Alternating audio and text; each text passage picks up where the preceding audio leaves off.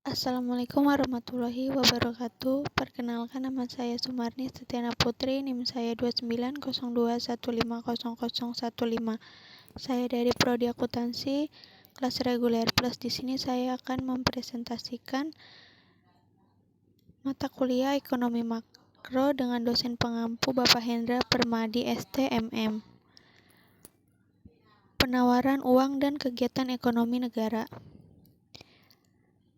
Yang pertama ada teori uang, dibagi menjadi dua, yaitu teori kuantitas dan teori sisa tunai. Teori kuantitas merupakan teori yang ditemukan oleh Irving Fisher atau goal ekonomi klasik. Perubahan dalam penawaran uang akan menimbulkan perubahan yang sama tingkatnya ke atas harga atau presentase peningkatannya sama. Asumsi dan pandangan teori kuantitas uang. Yang pertama ada laju peredaran uang adalah tetap atau V tetap. Menurut pandangan fisik klasik, V dipengaruhi oleh faktor teknikal seperti sistem pembayaran gaji, ciri kegiatan perdagangan, efisiensi sistem pengangkutan, kepadatan penduduk. Tidak ada perubahan dalam jangka pendek sehingga kelanjutannya adalah tetap. Yang kedua ada kesempatan kerja penuh selalu mencapai dalam ekonomi. Diasumsikan bahwa T adalah tetap, di mana barang yang diproduksi tidak akan pernah kurang dari produksi barang pada kesempatan kerja penuh. Persamaan MV sama dengan PT, di mana M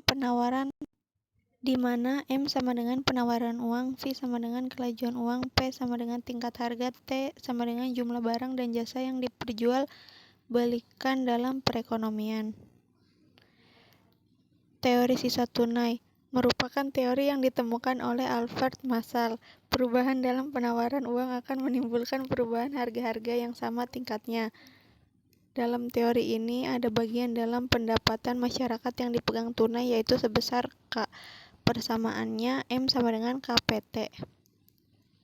MV sama dengan PT, M sama dengan KPT, KPT dikali V sama dengan PT, KV sama dengan 1, K sama dengan 1 per V. Golongan monetaris versus golongan Keynesian.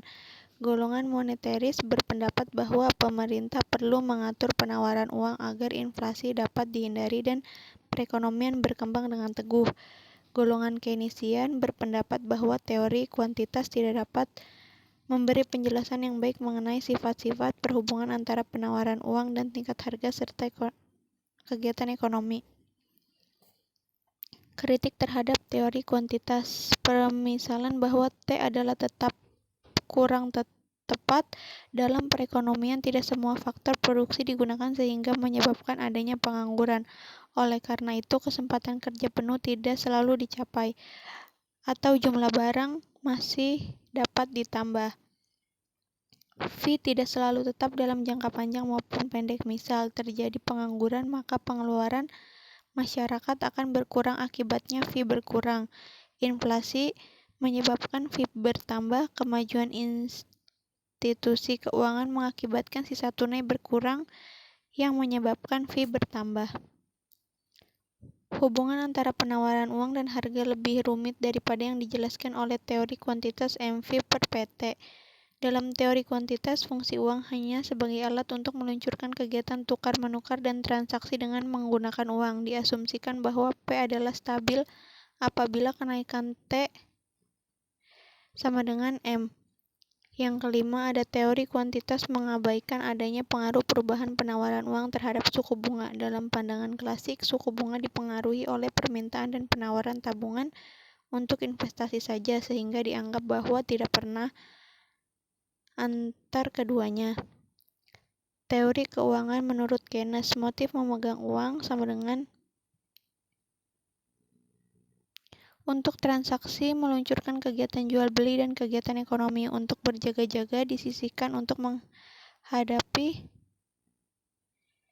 keadaannya yang tidak diduga di masa yang akan datang. Untuk spekulasi disimpan sebagai tabungan atau deposito, ataupun digunakan untuk membeli surat-surat berharga. Permintaan uang untuk motif transaksi dan berjaga-jaga. Permintaan uang dipengaruhi oleh pendapatan nasional.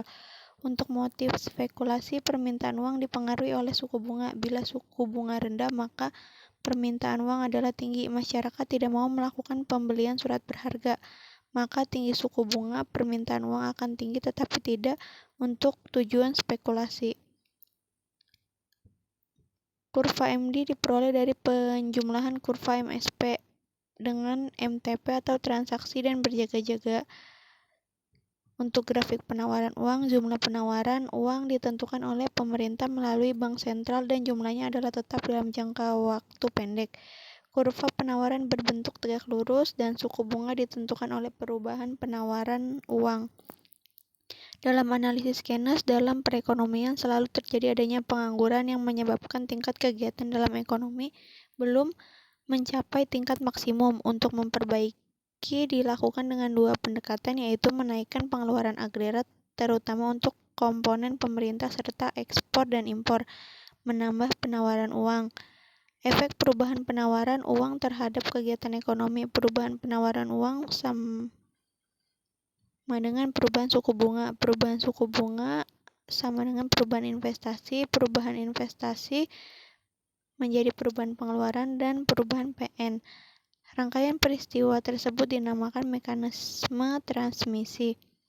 Kebijakan moneter dan kegiatan ekonomi. Kebijakan moneter kuantitatif, langkah bank sentral untuk mempengaruhi jumlah penawaran uang dan suku bunga dalam perekonomian. Dalam masa deflasi, penawaran uang harus ditambah dan suku bunga diturunkan.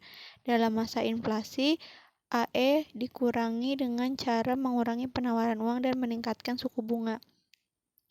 Operasi pasar terbuka melakukan jual beli surat berharga dalam pasar uang dan pasar modal, sehingga menyebabkan perubahan pada penawaran uang. Misal, melakukan pembelian surat berharga milik bank perdagangan yang mengakibatkan adanya peningkatan cadangan yang ada pada bank perdagangan. Keadaan yang harus wujud untuk dapat melaksanakan operasi pasar terbuka. Yang pertama, ada bank-bank perdagangan tidak memiliki kelebihan cadangan. Diasumsikan bank-bank perdagangan menggunakan kelebihan cadangannya untuk membeli surat berharga. Yang B, tersedia cukup banyak surat berharga untuk diperjualbelikan dalam perekonomian.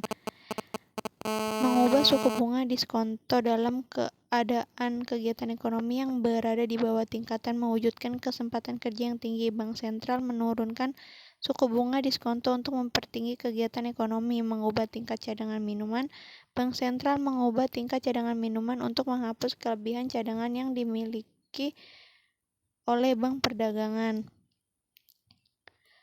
Kebijakan moneter kualitatif, pengawasan pinjaman secara terpilih untuk memastikan bahwa bank-bank perdagangan memberikan pinjaman-pinjaman dan melakukan investasi sesuai yang diinginkan pemerintah, misalkan memberikan pinjaman kepada pedagang kecil.